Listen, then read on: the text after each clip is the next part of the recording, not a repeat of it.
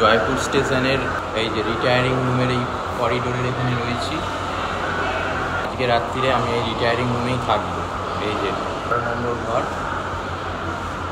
এটা আমি আজকে বুক করেছি 12 ঘন্টার জন্য। এই যে এখানে সুইচ টুইচ আছে, এখানে একটা সোফা রয়েছে বসার জন্য, এখানে একটা একটা ডবল বেডরুম, টিভি আছে, টিভিটা চলবে কি না দেখতে হবে। এসি আছে, এসিটা চলছে, এসি চলছে। টয়লেট,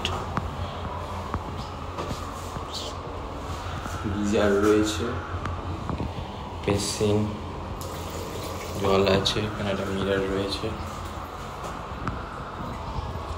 কোমোড, শাওয়ার কোমোড,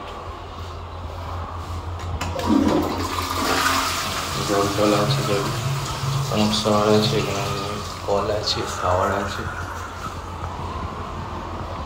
এখানে একটা বসার জায়গা রয়েছে, এখানে একটা চেয়ার রয়েছে, এখানে একটা আয়না রয়েছে, এখানে একটা ছোটো ওয়ার্ডরোব টাইপের রয়েছে, ডবল বেডরুম, পাখা, টিভি চলবে কিনা দেখতে হবে, টিভির রিমোট রয়েছে, এসির রিমোট।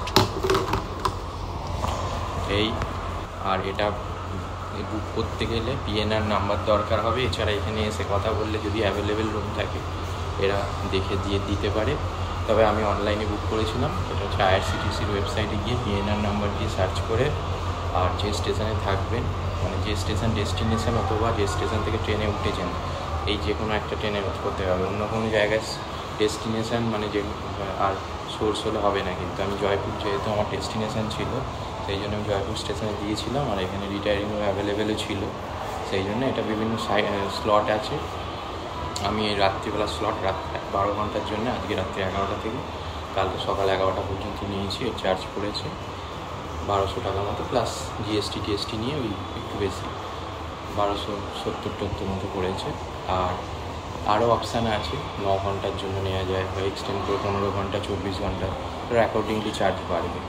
এটা হচ্ছে দেখালাম, এমনি ভালো, মোটামুটি কম বলবো না, মাঝারি টাকার উপর ঠিকঠাকই আছে রাত্রিটা থাকার জন্য।